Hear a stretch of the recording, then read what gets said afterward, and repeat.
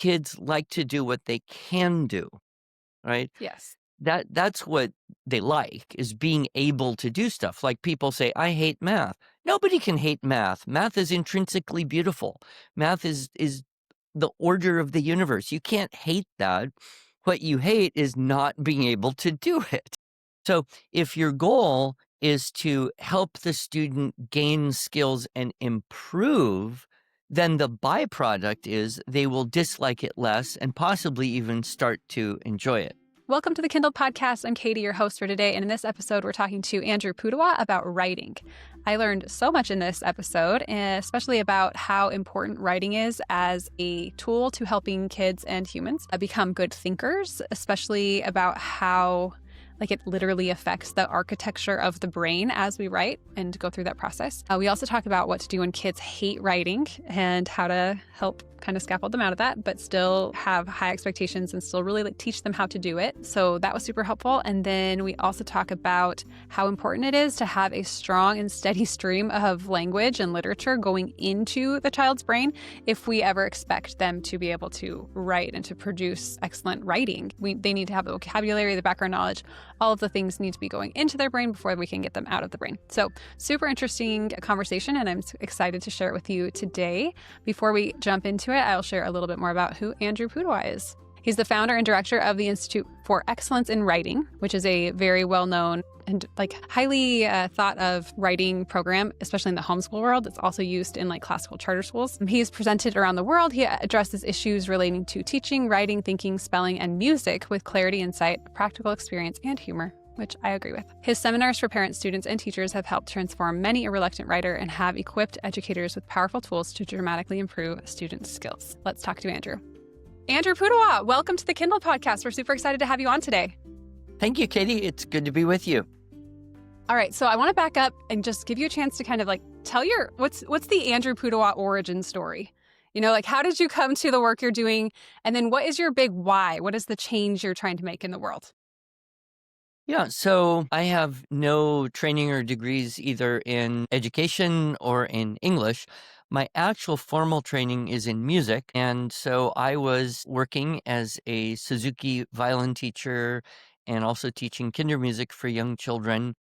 And I was connected with a school in Montana, and this school had a Canadian teacher who was very excited about this thing called the Blended Soundsite Program of Learning. She said this is the best thing to hit education ever, and she convinced our whole faculty to travel up to northern Alberta and take this 10-day teacher training course, which is where I learned the structure and style in composition program from my mentor, Dr. James Webster.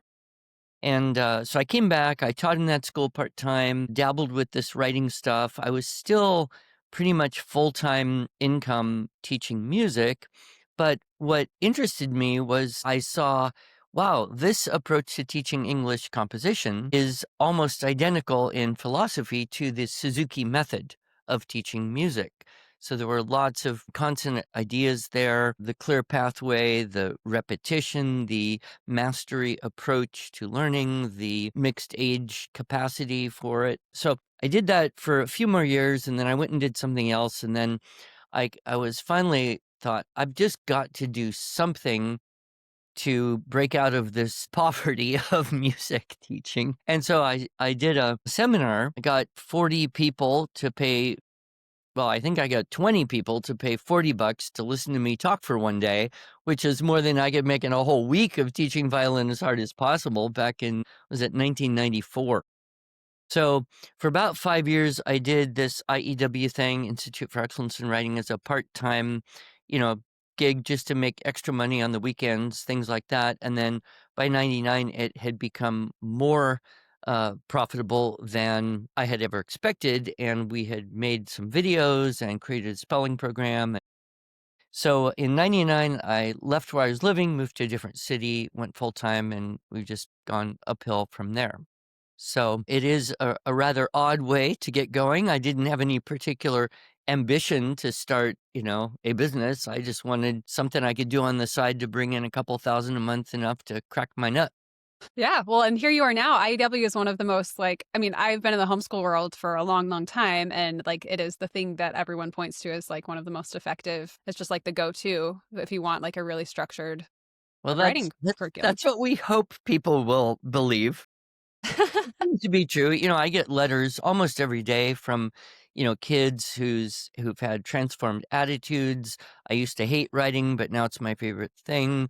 Or from older kids who are in college or adults who will write and say, this was really super valuable thing from my, homeschooling when I was a kid and helped me get A's on all my papers in college. And I'm so thankful. And so you get a lot of validation, and so I think I can be very confident that the work we are doing is making a big difference. And of course, we've started to grow even faster. COVID was a huge explosion in alternative education of all Mhm. sorts, homeschooling, hybrid schools, charter schools. And I think Micro that trend schools. just, yeah, micro schools. I think that trend is just going to continue very significantly. Hmm. Yeah. Okay, we're gonna get super deep into the whole writing thing, but I want to kind of pull back a little bit and just ask like broadly. So I actually have heard you speak before. We homeschooling. This was maybe I don't know, like a decade ago or something. We were homeschooling and we were starting this big co-op in our area and can't even remember how I like got invited to, but you were speaking and you were talking about like the using literature for like the moral development of our children, something Mm. around that topic. And I was just so fascinated. And I had all these little kids, and I hadn't quite developed. So I've created a literacy curriculum, and I helped do all of the curriculum at Prenda. But I was just very early in my journey, so it's like one of the formative experiences in my like coming up in like curriculum and systems design and things like that. So one, thank you. And two, some of the things that you said were like much more broad than like, let's teach kids how to write. Just take a minute and like tell me, what do you think is off in education?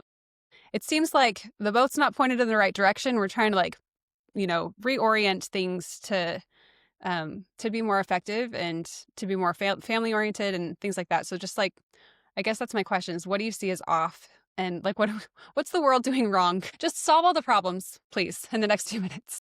Yes, I have a good friend, Andrew Kern, who does the Cersei Institute, and Mhm. he and I will sometimes start a conversation like, when we are co-dictators of the world, this is what we will. But, well, it's very interesting. I am a believer in truth, that truth exists and that it matters. And I think that as we kind of go back in history, we cease to be, to steal John Henry Newman's words, cease to be Protestant. I think we cease to be progressive. We cease to be enamored with the flashy new ideas that come and go and come and go. And we've been, little over 100 years of new wave education coming in, Deweyism, and then the 50s and 60s, and creativity as the God, and the 70s, 80s, 90s, standardized testing will solve all our problems. And then we hit the O's, and for the last couple decades, and certainly right now, we're in this belief that somehow technology is going to solve all of our education problems. And if we could just get every kid with a Chromebook and hook them up to the internet, they'd have access to all the knowledge of the universe, and that would just make everybody smarter. And what we have found, obviously, is that very few people even approximate a decent education of 100, 150 years ago. In fact, there's an interesting little thing. I don't know if you bumped into it. It's the Salina, Kansas 1894 eighth grade graduation exam. You can find it online, I think. Nobody I know could pass this test. Not one of us could have graduated from eighth grade in the 1890s because it required mathematical thinking, linguistic thinking, broad general knowledge, logical faculties, understanding of grammar, rhetoric, before technology started to atrophy all the skills that it replaced. People used to think better and speak better and read better and calculate better and know more. So I think we look at that and think, well, that is kind of a distinctly good thing. I mean, what person would not like to be able to think better and know more and do mental math and have better logical faculties to filter what comes to us every day? And so there's this tension and this weird paradox between modern education supposedly making things better because we call it progressive, because progress means better, only everything's pretty much worse and we don't really know how to do it. So to look back and say, well, what were they doing 100 years ago, 200 years ago, 2000 years ago? What was education like then? Why did people do it? How did they do it? What were the goals and what were the ends? That's what really interests me right now. Hmm. Hmm. Yeah, there's that old-timey saying, "Not all change is progress," right? Mhm. Just because we think we're moving and here's this new thing that's gonna make some huge difference, and then 20 years later, it's like, "Well, that didn't work," you know? But we're running these very, it's we're running experiments on all of these kids essentially with all of these new things, and I'm not anti-progress, and I'm definitely not anti-technology. Actually, when I first found Kelly, the founder of Prenda, and I've told this story. Sorry, if you're a long time listener, you've heard this story before. I was so, I won't say I was against technology, but like I was very technology hesitant, right? Like our TV lived under our bed. We did not have toys that had batteries in them. Like we were like way over here, right? And then I was exploring all of these educational ideas and principles and reading all these books. And then Kelly, the founder of Prenda, he was like reading my education blog one day and we like connected. This is before we, were building Prenda together. And he's like, I agree with everything on your blog, but I like technology. And I'm like, all right, like how can we, embrace technology and use it in a way that, it's like you can point to like the book, like Gutenberg, like that is a form of technology. You can point Yeah. to like the typewriter, like these things as these things are technologies and we do need to embrace them and utilize them. But they definitely no one was like, "Oh, the typewriter, that's like going to save education or whatever." Like I think in a unique way, modern technology and like ed tech has been kind of put on this pedestal of like this is the thing that's going to just make it completely just close the book, like education's done, like this is the savior of modern education. And it's just like it's not so simple. Like I don't want to throw the baby out with the bathwater, but like you definitely have to use the tool. A computer is like a stapler, right? It's a tool to get a job done. And if you're not approaching that job with like clarity and purpose and like using your own agentic, like human like ideas, like it can definitely, and like especially with young kids and like the developing brain. I know you've done a lot of research into brain development, things like that can really surprise the brain from like um like for hundreds and hundreds and hundreds of generations, like the human brain hasn't seen a computer, something that stimulating, that's something that, it can be addictive, all of the things we know. So yeah, lean a little bit into that. Like tell me more about like I know IW is not like an app, right? But you do use like videos and things like that. Sure, Like, yeah. yeah. Every business is a tech business to some degree Mm-hmm. now because we conduct all of the exchange happening through websites and online. We deliver video content to our customers. We also sell paper. And one of the interesting questions that was asked of me when we decided to buy a very large, very expensive printing machine, the finance guy said, well, with everything, do you really think people are going to want to buy paper to educate children, you know, increasingly or decreasingly, or what's your plan? And the other thing he mentioned, of course, and it's the hot topic for everyone in my world, is how is AI going to affect the teaching of things like grammar and composition? Mm-hmm. And so I kind of pushed back on him and I said, well, yes, it's true that the whole world is careening into let's go high tech classroom, paperless classroom, teach kids to use AI, do all that. But there's also a lot of people who realize that if you don't develop the skills that will be developed through doing something yourself, then you won't have those skills and that'll be a disadvantage your whole life. So, I think research is a particularly interesting thing because you may have, you're obviously much younger than I am. I grew up before there were even computers in homes and no internet. And to do research, you had to go to the library and get books and magazines and use little 3x5 cards and go through this, rather tedious process.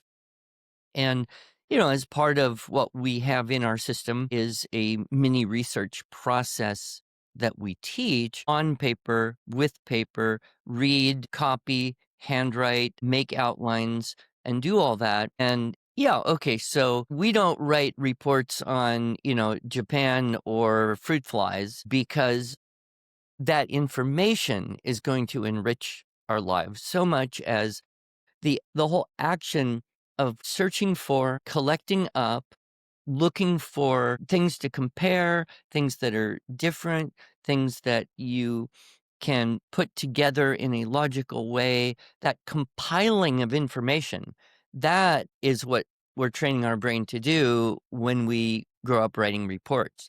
So if we kind of outsource that and say, yeah, we'll just have Chat GPT do all the research that needs to be done. Well, first of all, I've seen significant errors come back in Yeah, ChatGPT of stuff. course. Yeah. And the good news, I have enough life experience to look at that and say, I got to really question that. However, a person of less general knowledge might just accept it as, okay, well, that's obviously true because it told me. Hmm. But even more so, if we're outsourcing the process of doing it, we're kind of like outsourcing our thinking in a way. And then we don't develop the thinking so that when we have to do that same thing, but internally, collect up information from various areas of our own personal experience and knowledge, and then prioritize and organize and present that, we won't have the skill to do that in the Hmm. meaningful, personal, human way.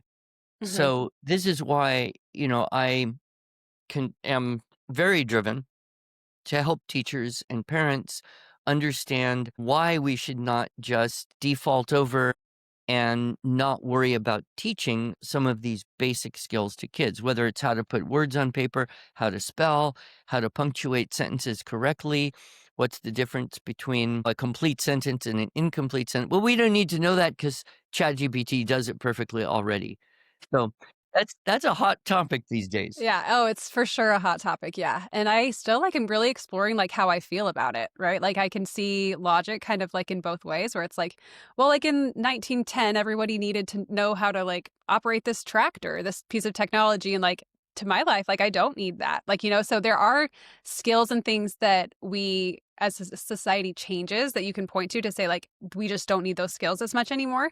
But I don't think thinking is one of those skills that we're not going to need. And like this is literally changing the architecture of the developing brain. Like as we do things, as we handwrite, as we look at things in real space instead of on a screen, like our brain registers those things and those activities way differently. Like you just described this process of research where it is multi-step. You have to hold on to what you're doing through multiple steps. You have to, be like, oh, this little bit of information from this source matches this source and strengthens my argument. Like that's a very complicated cognitive pathway that is being myelinated in the brain as we do that again and again, and it makes our thinking more effective. It makes it quicker. But like if you're not putting your brain through those paces, like you're not going to have that kind of a brain. And that to me is like scary. Like I don't know if I want to live in a world that's kind of like run by people who don't have those skills. That sounds Well, bad.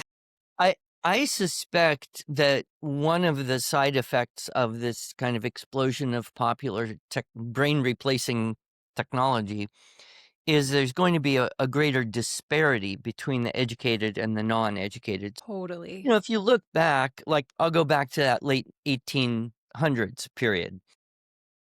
An eighth grade education was a pretty darn good education. Yes, you could go to university, you could specialize, you could get higher, but there wasn't this huge gap between the educated and the general public person, right? Very high levels of literacy among the white population in North America in the 1800s. But that's been widening over time, and I think particularly in the last 20 to 30 years, we've seen basic skills of the general public declining to the point where now, and this frightened me, Katie, when I heard this stat, but I've heard it in more than one place, um, that the national average for proficiency, eighth grade reading proficiency, is in the 30%. Yes. It's And there are terrifying. there are some school districts that have 0% of their students at proficient levels for reading and math. And, you just extrapolate that out 10, 15 years, these kids are now all grown up in the workforce. What does that mean? Where are we going there?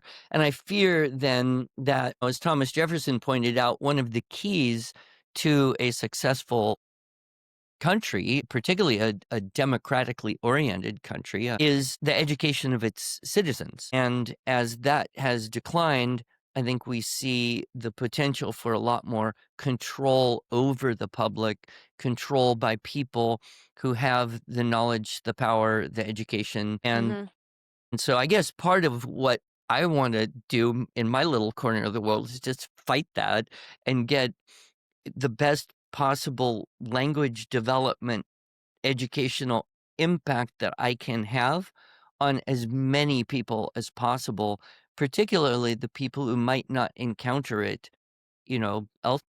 Hmm. Yeah, totally agree. I think about just that growing discrepancy. Like the people that are creating all of this AI, they have all the skills we're talking about, right? Like they have a deep thinking brain that understands how to like process multiple step, like it's very complicated, right?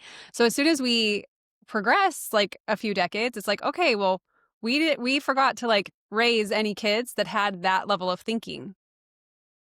Now who's in charge? Like, it's just the robots are making the robots and it's just like humanity's done for. Like, it's scary, Andrew. I like don't know what to think about it, but I'm learning and I'm not actually scared because I think that people like you and people like me and people in the alternative education world and especially people in the system too, like they're seeing this and we are going to respond well to it. Fingers crossed. I hope. I have confidence and hope that it will go well. Okay, I want to dig into writing real quick, not real quick for like a long time actually. So, just some backstory. My kids have dysgraphia and writing is like so painful for them. They have been doing IEW for the last 3 years in their micro school and in a few different micro schools. We have lots of micro school guides who use your program. And some like with any program, it's like some kids are like, yes, this is it and this is great and I love it. And some kids are like, I hate this, right? And it's like negatively impacting their love of writing. But it is definitely, I was talking to my 10-year-old who uses the program yesterday and I was like, I'm interviewing like the guy that made IEW. And he was like, oh, that's cool. And he was like, tell him that I hate it, but it's making me a great writer. And he's like, as a 10-year-old, he like knows that he's struggling and it's hard and that like persistent struggle. Like he's like, I know that's not comfortable for me, but like I can see that my writing is a lot better and like I'm able to communicate better. So like even as a 10-year-old, he has that perspective. But I'm kind of watching and like my oldest is 12 and he's the one that has dysgraphia. So I'm watching the developmental writing process kind of unfold in my own home and unfold across Prenda. We have thousands of kids in micro schools all over the country. And I'm just looking for a little guidance, honestly. I'm like, this is not my area of expertise. Like, we can talk about literacy all day long.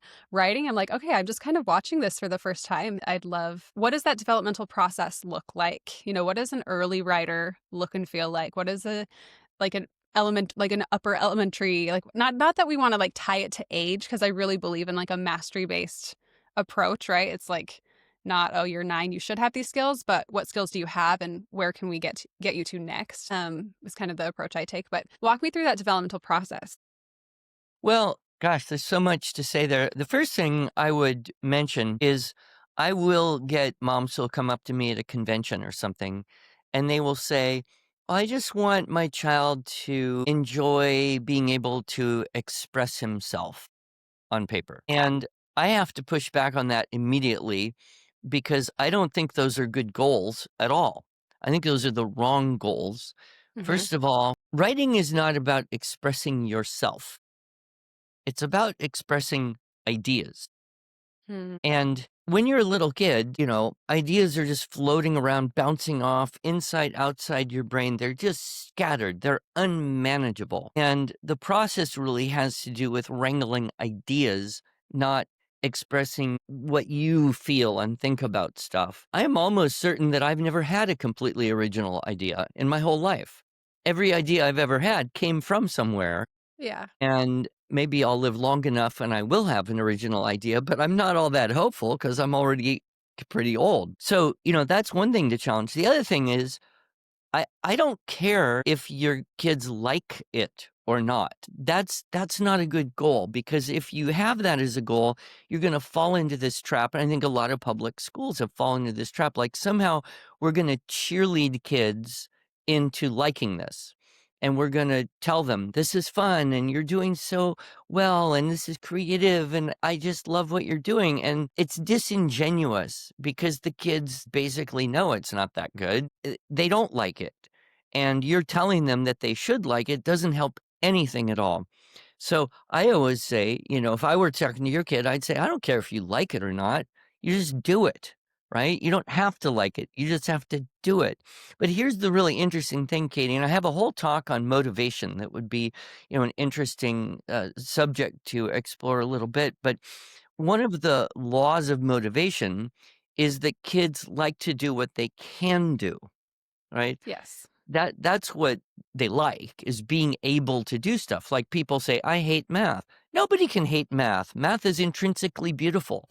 Math is the order of the universe. You can't hate that. What you hate is not being able to do it. Right? Yeah. And how you make it Same thing. makes you feel, right? Like it's like, oh, when I do math, I feel like an idiot and I don't like that feeling. Right. So same thing with writing. So if your goal is to help the student gain skills and improve, then the byproduct is they will dislike it less and possibly even start to enjoy it.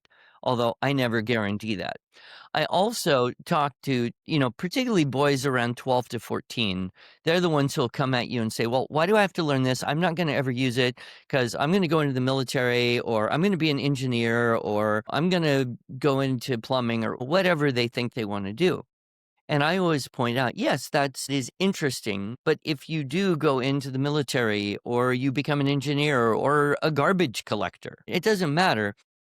It's the people who can speak and write well that rise up to positions of influence, right? The best engineer remains an engineer because he's a good engineer. But the good engineer who's good at communicating engineering ideas, he becomes the leader. He becomes the vice president. He's the one who then has a greater opportunity to serve because of a greater influence. And so I think that's an important thing to consider, is that communication skills are always at the forefront of every career's, cutting edge of leadership. So a few things there, Yeah, but I love all that. let's go back to this problem of writing. So if someone says to you, write something, what has to happen in order for you to do that? Well, the first thing is you have to find an idea. Right? If there's no idea, there's nothing to write and you're completely dead in the water, which is why you meet a lot of parents who've heard their kids say things like, well, I can't think of anything. I don't know what to write. I don't know what to say. They're stuck there. So first thing is you have to find an idea. Now, ideas can pre-exist in different forms. Ideas can pre-exist inside your memory and imagination, or they can pre-exist in a more immediate form. I'll give you an example. If I said, write about the last trip you took with your family, I'm asking you to go inside your memory and imagination and pull out what you can in terms of sensory impressions or concrete thoughts that happened that are connected with that memory. So you're searching there. Whereas if I said, write something about the room that you're in right now, that would be very different, wouldn't it? You could just look Mhm. around and say, well, what do I see? What's on the wall? What's on the shelves? What's on the desk, right? And you could have ideas more immediately accessible. So that's one differentiation. Another differentiation is that ideas can primarily exist in sensory impressions, or they can primarily exist in words. So again, an example, if I said, write something about being in nature, right? Being in a forest, being at the beach, being at the desert, okay, almost all of that, you have to go in, access through memory and imagination. And those are mostly sensory impressions. You would have to wrestle words out of your word database and affix those words to your sensory impressions in order to approximate that and communicate something vaguely resembling your experience or your imagination. Whereas if I said, please tell me your favorite Bible story or your favorite Aesop fable or your favorite fairy tale, that would be very different because those things came into your consciousness through in words, right? So, what is the easiest for kids to get started with? Right? Something that Yeah. is immediate, you don't have to go find it and get it, and something that preexists in words, which is why in our system, as you know, we start with source text and keyword outlines. We don't Hmm. we don't stay there forever, but that's the starting place, and that removes the problem of I don't know what to do. I can't think of Yeah. anything. I don't know what to say. But let's say wherever you get your idea, you find an idea. Now, what has to happen? You have to speak that idea into existence. Maybe it pre-existed in words and now you're re-speaking it, or it pre-existed in sensory impressions and you're affixing words and speaking it. But you have to speak that idea into existence. You do this if you're writing an email or you like writing, so maybe a blog post or a letter to someone. You have to basically talk to yourself, right? You say what you think you want to write, and then you hear what you heard yourself say to yourself. Hmm. Okay. So Hmm. you speak it into existence. You have to hear what you say, hear yourself say to yourself. And some children, that's not a natural faculty. In fact, if you've hung out with children at all, you will notice that very often they can say things and have no idea what they just said. So Yes. that learning to hear what you're saying to yourself, then you have to hold that idea in your memory long enough to go wrestle way over in a different part of your brain the technical information of what are the words, what sequence do those words go in to say what you want to say, how do you spell those words, which ones get capitals, where does the punctuation go, what makes it a complete sentence, and you have to wrestle all that technical information. And then you have to read what you just wrote and decide, is that accurately reflecting the idea that I was trying to communicate? And if it does, okay, put a period and then go back and get the next idea in the sequence, speak it into existence, hear what you heard yourself say to yourself, remember what you heard yourself say to yourself, get all the technical information, wrestle it onto page or a screen or whatever, and continue that process. It's insanely complex. In fact, Yeah, totally. it kind of boggles the mind that anyone can do this, let alone, little kids. Yeah, for sure. Like just the cognitive load of doing all of that. One just gives me a lot more empathy for the developing writer. Cause to me, it's like, I'm past the I mean, I'm still learning, obviously, but like I can write with that, with all of that. It's kind of like learning how to drive when like you're constantly worried about all of these buttons and everything that you're doing. Right. And then like now I don't think about driving. It's just kind of like automated. The neural pathways that do that have been myelinated and it requires a lot less effort. But when we are going through this developmental process, it is going to feel so effortful.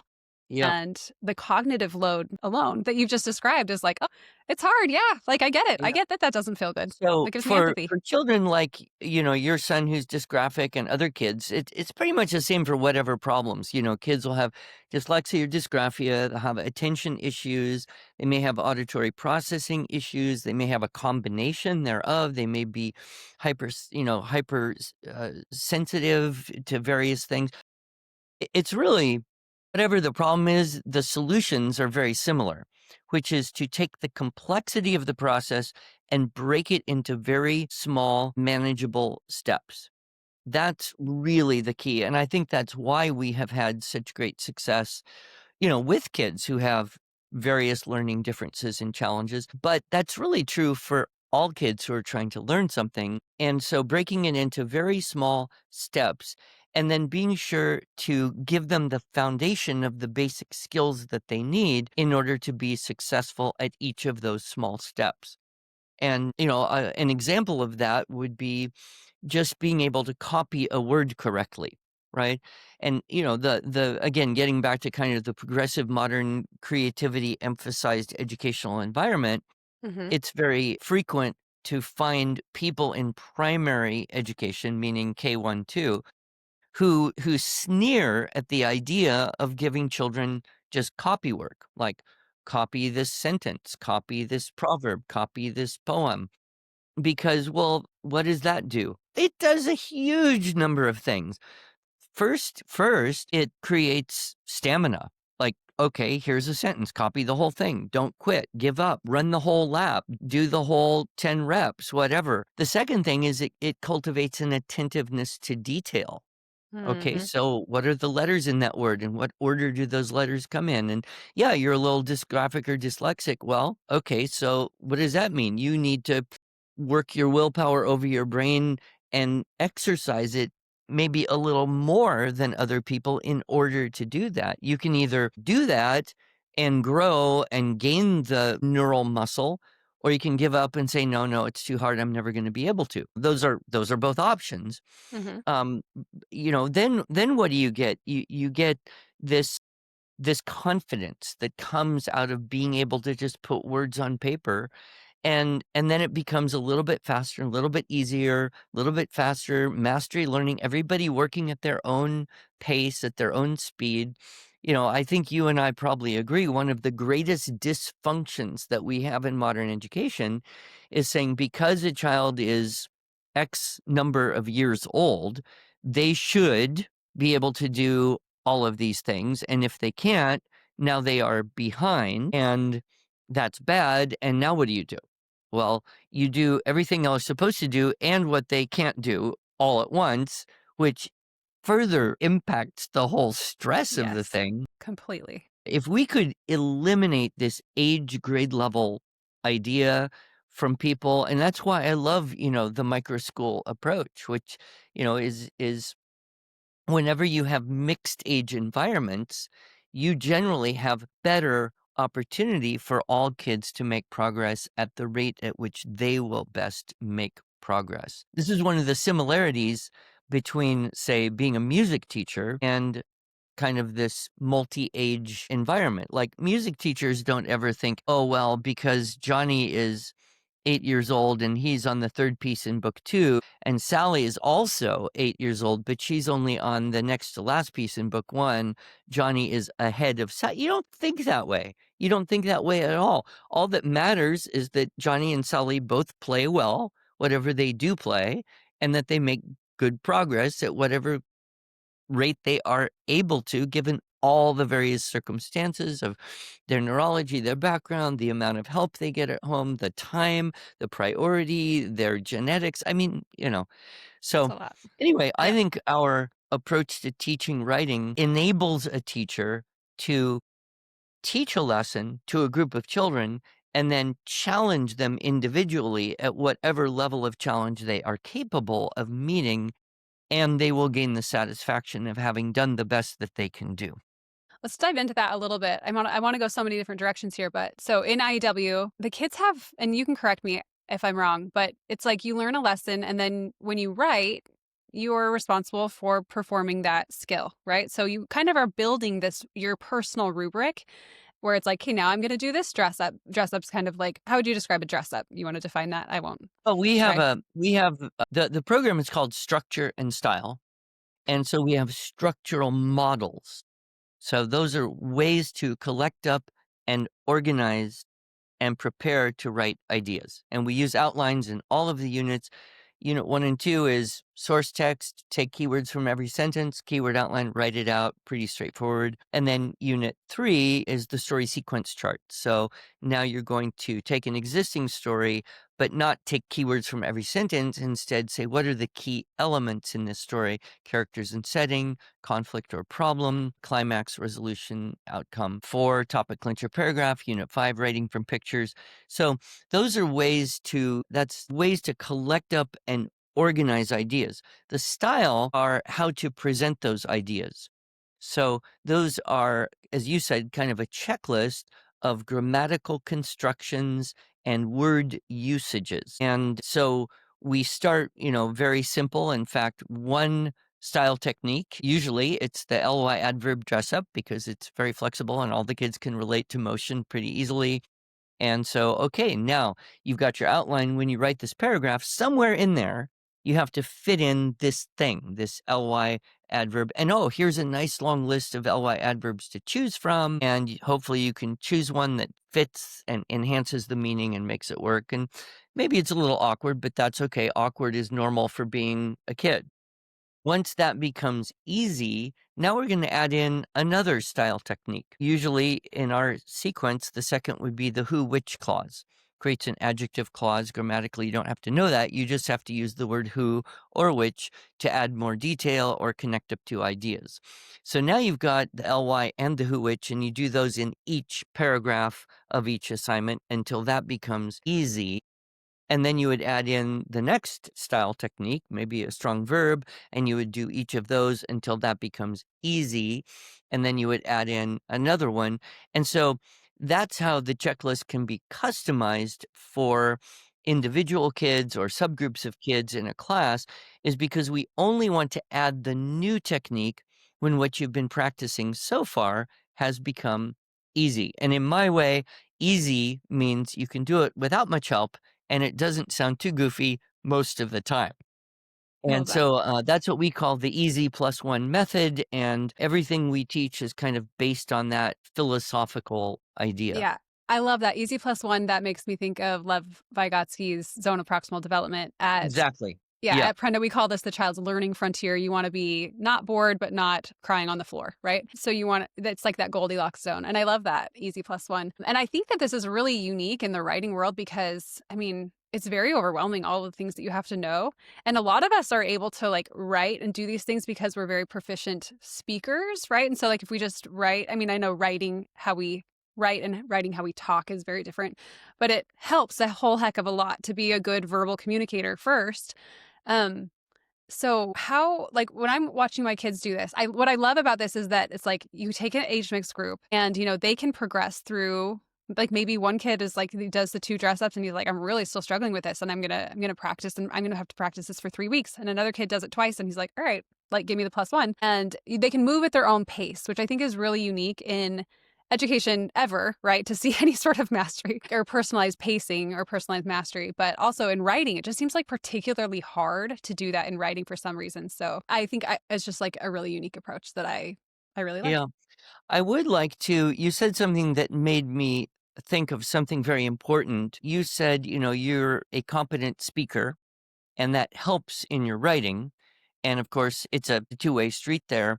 But one of the things that I have been very aware of and working hard to educate parents and teachers is kind of an obvious, like, duh thing, but tremendously important for what we're doing here is you really can't get something out of a brain that isn't in there to begin with.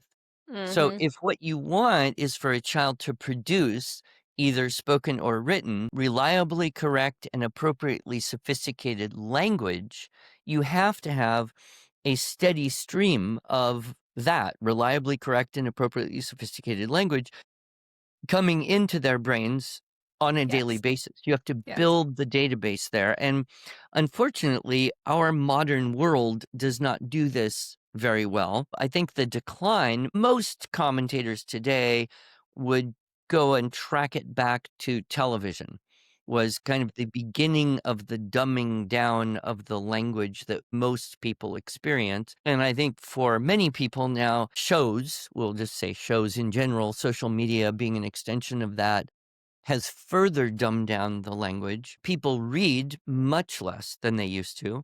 In Totally. fact, the average high school student, a super majority, so over two-thirds of high school students in the country today have not read one book in the last year. Not That's even for school. no. Well, teachers don't assign books in school because kids won't read them. They just It's go to crazy. Cliff Notes or ChatGPT and get their homework done and pretend to read. But, even if they did have to read in school, compare that though to TV or just pre-internet. When I was a kid, you would read simply to not die of boredom. Yeah, exactly.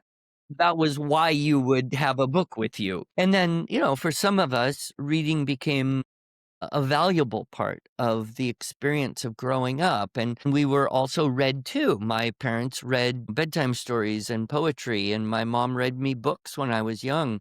That we're also losing in the modern Mm-hmm. world, the bedtime story culture. So kids aren't getting books in through their eyes, they're not getting books in through their ears. The quality of language that they are exposed to throughout the day on an accidental basis is busy adults and internet-based, screen-based, social media-based, or peers.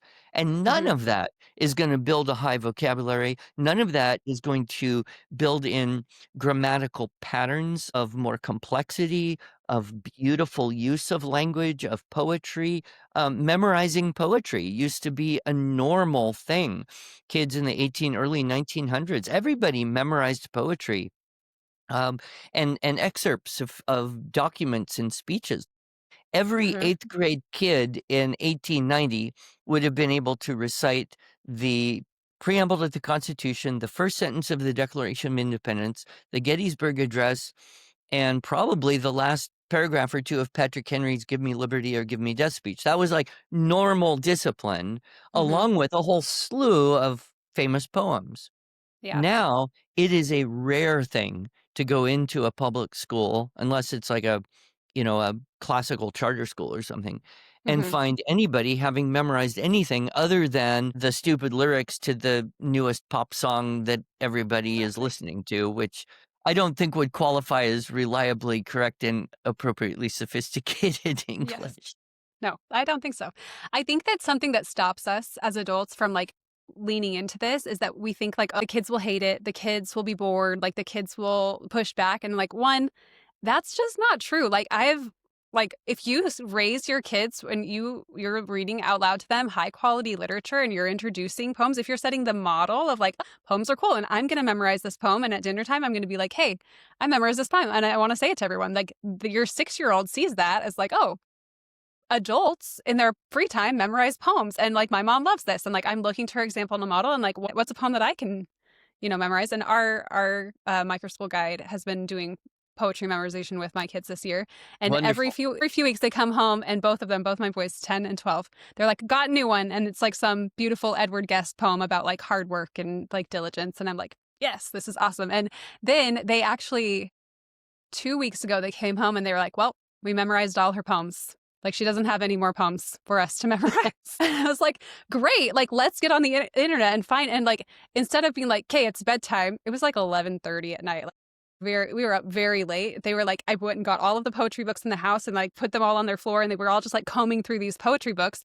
A 10 and 12-year-old boy who should be like playing Minecraft or like doing something, stupid, are like up late with their mom researching poems, and they're like, oh, this is a great one. We find it. My son, who's very like technology oriented, like figures out how to get it on my phone and then prints it from my phone. I'm like, I don't know how to do that.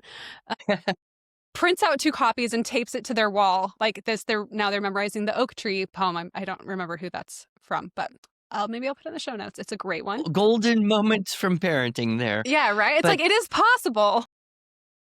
I'm just trying to inspire all parents and all teachers. Read to your kids out loud, minimize the screens, help build that language database, because those are the words that they're going to have available to affix to the ideas when they go to write stuff. And so many kids that I meet, like in the public school world, they don't write, quote, creatively, because they just don't have the vocabulary to do it. Hmm. And so let's look at the fundamental building of the language database in the best way possible. And we can use technology like being able to find poems and print them and get them right there. And then we go back to the distinctly human aspect of learning it by heart, bringing it into your mind, into your soul, and owning Yeah. it. We even found an app. Maybe, I don't know how you'll feel about this, but we found an app where you put in a quote and then there's like a little slider that deletes the words. It's like this deletes every other word, this deletes every third word. So gradually it's like scaffolding you Sure, to. So there's an sure. example of how technology can be used to promote this. Yeah, no, we're actually working on a memory development app right now called, That's awesome. yeah, it's called Memory Mentor. Oh, I love that. And it's also got this unique feature where you can put in the audio and then you can set it for how long you want it, how often you want it to play. So you can set it for every day or every other day or every third day or once a week or once a month. That way you can schedule a review, because you spend a bunch of time memorizing a poem or, some scripture or something. You Hmm. don't want to then forget it. You want to be Right. reminded to practice it often enough that you maintain, as you Space. love, one of my favorite words, the myelinization of the neural connections that Yep. make you smarter. Yep, totally. We have a little in Prenda World in our software, we have a little corner called Memory Challenge where we have math things and geography things, and I'm working on a spelling thing and poems and things like that. So it Awesome. is so important. And I hate the whole concept that's like, we don't need to memorize anything, we can just Google it. I'm like, oh, if there was a more destructive idea than that that's going around, like let me know, because I think that's a pretty bad one. I get where it comes from, but it's like, nope, I want the wisdom of the ages stored up in the hearts and minds of my kids and the kids that they're playing with in their neighborhoods too. So we're all, just living an inspired, meaningful life. I think that it's like something's lost when you're like, well, if I ever need that, I'll just Google it. Like, I don't know. It's just not a very like inspiring, edifying way to live. Okay. So I have actually some questions, and maybe we've covered some of these. I have specific questions that guides have sent in for you. I told everyone that I was interviewing you. They were all very excited. And so we've talked a little bit about IEW in a mixed age group, but in a micro school, you'll have like kids come in and they'll do a year with you, and then you'll have another batch of kids that come in the next year, and they're all at different ages. They're all at different stages of the writing development. How can guides, maybe I don't know if you'd see this in a homeschool setting or in a classroom, really, maybe it's unique to micro schools, but like what should you do if you're doing IW and like these kids are all on year 3 and these kids are now fresh, and assume these micro schools have like 10 kids in them, right? And usually an age range like 6th to 8th, 3rd through 5th, they're kind of like ballpark age grouped. But like, how would you just like some quick tips for that situation? Our approach, I think, is uniquely suited to this because we have our 9 units, and we recommend that you start, at the beginning of the school year, August or whenever, and work through those 9 units over the course of the school year. With the primary grades, 3 through 5, we would probably say up to unit 7, but then middle school and beyond up through unit 9. And we even have some extensions off unit 8 and 9 for more academic upper level writing. But you work through all those 9 units and you're using stories and articles. And if you're using one of our theme-based writing lesson books, those are connected around a theme like, medieval history or Narnia or something. Um, and and you're introducing the stylistic techniques according to the easy plus one method that we have used, being able to customize the checklist for different kids in your group. Okay, so you've done that. Now you've got a new wave of kids coming in. They haven't done it before. So you go back and you start again at unit 1 and 2 in the fall. And I have found that kids, if they take off the summer and they have 2 months of not doing something, they actually forget quite a lot. I've been often amazed at what they say. No, I don't remember that from last year. Okay, well, fine. Let's assume that everybody forgot everything, and now we've got new kids and they didn't know it to begin with. So, okay, we're all in the same boat. Let's learn it together. And you walk through those 9 units. Now, some of the kids are going to be like, oh, I remember this. Excellent, good. Then their writing becomes a better example of how to do it Mm. for the kids who either don't remember or never learned it, which is one thing I really like about teaching groups of kids is that you can read something that somebody wrote, read it aloud, acknowledge what you like about it, and then even showcase certain little things. Wow, listen to that sentence. Wasn't that a nicely balanced sentence? Or what a great vocabulary word you put in there. Or that was really a fun way you did that.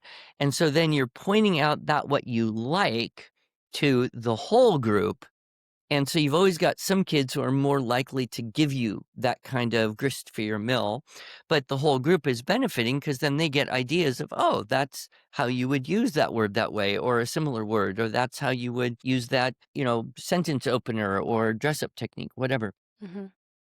So then the second year, though, you're using different articles. So that's why we have several years worth of these theme-based writing lesson books is so that, yeah, one year you're doing ancient history. Next year you could do medieval history. Next year you could do U.S. history. Or we have another series we did in conjunction with Hillsdale College, Adventures in Writing, Discoveries in Writing, Explorations in Writing, so that each year the things you're writing about are different, Mm. but the structural models are being reinforced. Okay. And then the stylistic techniques are each year going a little bit faster because they become easier more quickly because you remember doing them before. So Hmm. you really can keep a group of kids, for 3 or 4 years with new kids coming in. A good example of this, and maybe some listeners are familiar with the way Classical Conversations is set up, they have their Essentials program. And so the kids are in that Essentials program for 3 years. They do the same thing first year, and then they do it again the next year, and they do it again the next year. And if they come in on, US history, then the next year they go back to ancient. If they come in on, you know, medieval, they do US, and then they go back to ancient. So they're getting all three Yeah. years worth, but not in the same sequence. And you can do that with science, and history is not chronological anyway. So that idea of that mixed age group and the repetition, then the first year, everybody's kind of like, oh, this is hard and difficult, and I don't really know what to do. And mom's giving a lot of help. The second year, the kids are, "Oh, I remember. Oh, yeah, I remember doing this. Okay, that." And then the third year, it's like, "Yep, here, let me explain it to you." Yeah. And You that's get where it. you really love to see the kids on that mastery side. So I think you can work with a mixed age group very effectively, and you can challenge each student at their point of challenge for the most part. There's always going Hmm. to be a few outliers, but even then, letting them do what they can do and get better at that, even if it's not what you wish they could do or were Yeah. doing, that's Yeah. okay too. Love that. Okay, next question from guides. Sometimes, like they'll do a rough draft and then there's some feedback given based on like the dress up rubric. And some kids take those edits really hard and kind of come away with the idea that like I am a bad writer and just kind of reinforces the I don't like this because I'm bad at it. How can we give feedback and like not just be like, oh, it's fine. Let's not like sweep things under the rug, but how can we give feedback in a way that doesn't make kids feel this way? Or do we Yeah. just not care if they feel that way? Well, two thoughts there. First one is, it's really important to communicate to them that learning to write is like learning anything else. Learning to cook, learning to play a musical instrument, learning a sport. You don't just wake up one morning able to do those things. You need a coach. You need feedback. You need someone to show you a slightly better way to do one of those things you're trying to do. Otherwise, you just keep doing it the way you're doing it, you won't improve. So I always say to kids, look, you're a writer. Like it or not, you're stuck here.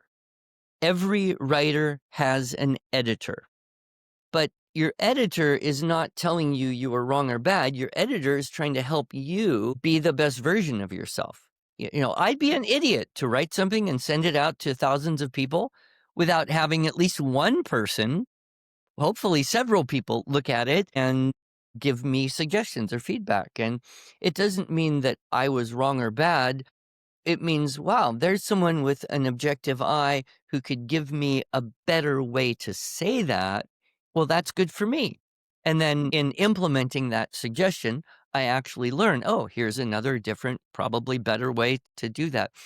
And kids range from perfectionistic, any kind of criticism just breaks me into pieces, to I couldn't care less what you think. I'm going to do whatever I want anyway. And you can just go edit yourself, right? And there's that range, but I think we can work within that. The other thing, and I point this out too, is I think the best kind of editing comes with no lecture attached. Just get the kid's paper, fix the spelling, put in the period and the capital, cross out the word that doesn't work, put in the word that does work, make it into a complete sentence. But I take the approach, make as few edits as possible to make it legal. Don't try to make it good, just try to make Mm, it legal. Hand it back with no lecture attached. Don't try to explain why you made all those changes, because that's when the kids just hearing like, wah, wah, wah, wah, wah. They don't like that. So just give it back. Here, implement these changes, turn it in one last time, and you're done. And I'm a proponent of the A/I grading model. You can get an A or you can get an I. There's no other B. There's no option. There's no B or C. So it's mhm. A for accepted or accomplished. That means you did 100% of the things on the checklist. Or it's an I, meaning incomplete. You're not finished yet. What did you miss? I will help you figure out how to get that into your paper. You put it in, produce a final version, you get an A. You just have to be sure that all the parents and everybody involved isn't comparing and saying, well, this A is so much more creative and well written than this other A. That's not Mhm. what you're grading on. You're Mhm. grading on accomplished. Did they do the assignment? Mhm. And you just assume they did to the best of their creativity or ability, and that's the best way to go. Plato said that which is honored will be cultivated. So if you spend lots of time letting them know what you like about what they did and not giving lectures on what they should have done better, you'll get more of what you like, and then they can just fix up in this kind of anonymous, non-personal way. "Oh, yeah, that word is spelled that way," and, "Oh, yeah, I should have had a comma there," and, "Oh, yeah, that word didn't really make sense. I just couldn't think of a better one. That's a better one." Okay, so then you're growing. It's like modeling. So I think the best thing is for the, teachers and parents and mentors and coaches to remember it's very much like playing a musical instrument or learning a sport. You have to have a coach if you're going to improve, and there's absolutely no stigma attached to that. Yeah, and like even you could get a book and say like this person's a published author and let's find the name of their editor in here. Like they even have an editor. Michael Phelps, whoever like their sports idol is, like that person has a coach. And their coach isn't like every day they're not like Michael Phelps, you're bad, like swim better. Like that's not what Yeah, coaching is, right? It's like I'm giving and you actual I always information to tell help the you. kids too, and I tell the kids, "Your editor may make a change, but you do have the final say. If you don't like the change they made, you don't have to accept it." And that gives them the final agency, which I think that's what they really appreciate too. Okay, one quick last question. Let's talk about spelling for half a second. I'm all for, and maybe you're against this, you'll have to let me know. Like early days, you're learning how to read still, right? You're like writing in my mind looks like if you've got all of the sounds like represented in a word, awesome, we should celebrate that, right? Like when do we make the transition? Maybe you disagree, feel free to disagree with that. But when do we make the transition from like, great, you're like getting your words out on paper to like, and now there's an expectation that these words be spelled correctly? And like, how do you bridge them into working on spelling? Well, a few things to keep in mind here. Number one, spelling has nothing to do with the language function of the brain. So kids are over in the language part of their brain trying to find the words to attach, put the words into a logical order that makes sense into a sentence, and then put sentences into a logical sequence. That's a language function. So one of the problems that happens is they want to write a word and they know that maybe they could spell it, but what they would have to do is leave the language part of their brain, go all the way over to the spelling part of their brain, search around in the little discs there, grab that word and carry it all the way back. And by the time they've done that, they forgot what they even want to do with that word and they have to go back and reconstruct the idea. So you'll very often see that kids will misspell a word that they might be able to spell on demand when they're in the middle of writing. So, I usually say, give it your best shot or I'll be your human dictionary, but we'll fix it up later. And then, you have some kind of spelling program or something you're using. Hopefully you can look at the words that they are most likely to want to use and not spell correctly and get those into some spelling lists and all that. Really, spelling is a huge, deep concept. It's a huge, deep question about what is spelling and how does the brain do it and what's the best ways to learn it or not. It deserves more than a couple minutes. But, I would say for the most part, I try to keep those separate until the student has got so much faculty with fun, they can start to integrate. You use the analogy of driving, very good analogy. When you first start doing it, it's like, okay, the wheel, the mirrors, the other cars, these pedals, I can do this and not kill us. And then after you've been at it 10 years, you can, drink lattes, check your phone, look for cops, think about things, play your audiobook. You can do all sorts of things while you're driving and not even notice that you're doing it. So it just does take time. And for, parents, that often translates into patience. Yeah. I think there's also this like societal pressure that like I feel the same thing about handwriting. It's like this signal of intelligence. Like if you're a good speller, if you have good handwriting, and a lot of times as parents, especially if you've chosen to do something like an alternative education choice, you're kind of like on the hook for like being a little bit judged. People are judging your choice based on like your kids. And I think like that can be really damaging to the child to like involve your own like kind of am I doing the right things as a parent kind of there. So keeping that separate and just really creating the space for the kid to learn at their own pace and giving them the resources and the feedback that they need and the encouragement. I love how positive you're encouraging us all to be calling out what they're doing well and things like that. I think that's really going to help kids get the skills. Like sometimes we feel like it's a trade-off, right? Like I want this to be like really cushy and I want them to like it and things like that. So I'm going to withhold my feedback. I'm going to give them a lower expectation so they have this good vibe feeling, but really we're just undercutting their skills, which is not going to lead to long-term competence, which is actually what the child's future self really wants. Like Once, that's yeah. that's the thing that is going to actually allow them to use their agency and their autonomy to accomplish what they want is that competency. So like we've got to put these things together. I think that sometimes I think I am probably a proponent of like I probably err on the side of like be more gentle or like want them to like it. Like when you were just like, I don't care if you like it or not. I was like, that was actually kind of freeing for me to hear because like I do kind of care if they like it. And I think like we can do a lot more in education to build relationships and be gentle with kids and things like that. But that's not what I'm not hearing you say like just be ruthless with them. Like No, that's not what no. you're saying at all. Like you can do both things. Like you can build a good relationship, you can have strong rapport, you can give feedback, and you don't have to lower your expectations. Well, and if they're getting better, even slowly, they will start to like it or at least dislike it less Yeah, because they're getting better. And right. then one day they may wake up and say, "Hey, this is my favorite thing about school." Yeah. And then I've even heard stories of, 10-year-old boys who hated writing, cried just with the sight of it, and at 14 were writing their first novel. So, Love and, that. and kids grow up a lot during that time period too. So you Totally. have to always keep in mind that there's a developmental change that's going to happen as well. Love it. Okay, let's wrap up. How can people learn more about IW or your work in general?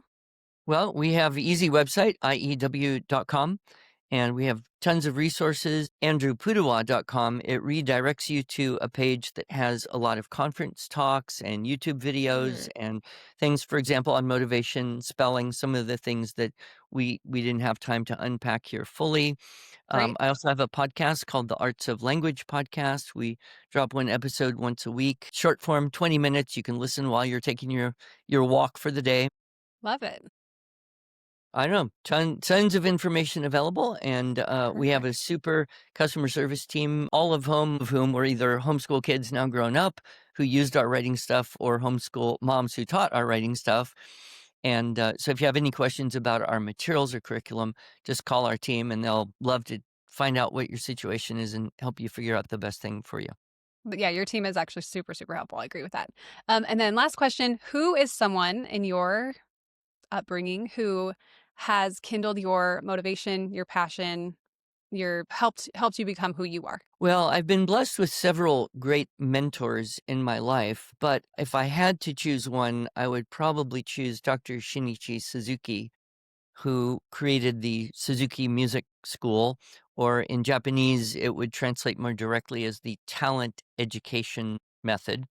Mm-hmm. And I grew up playing the violin, one of the early Suzuki kids in Southern California in the 60s and early 70s. And then 1982, 1985, I lived in Japan, studied with Suzuki.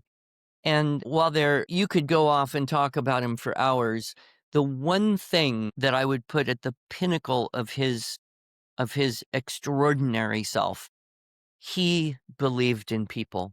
He believed in me. He believed that every child could learn and that we could, as teachers and parents, we could find the right method, the right circumstance, the right environment, the right attitudes that we could help every child reach high levels of excellence and learning. And he just believed in everybody, even people who didn't seem to be all that talented. He believed in them, and he just loved this phenomenal love that he had for people was truly a saintly quality. And I think he's probably the greatest human being I've had the privilege of meeting, probably one of the greatest human beings of his century. Amazing. What an example. All right. Well, let's wrap up. Thank you so much for coming on the Kindle podcast. This has been a very informative, exciting conversation for me. I've enjoyed it. Thank you. The Kindled podcast is brought to you by Prenda. Prenda makes it easy to start and run an amazing microschool based on all the ideas we talk about here on the Kindled podcast. Don't forget to follow us on social media at PrendaLearn, and if you'd like more information about starting a microschool, just go to prenda.com. Thanks for listening, and remember to keep kindling.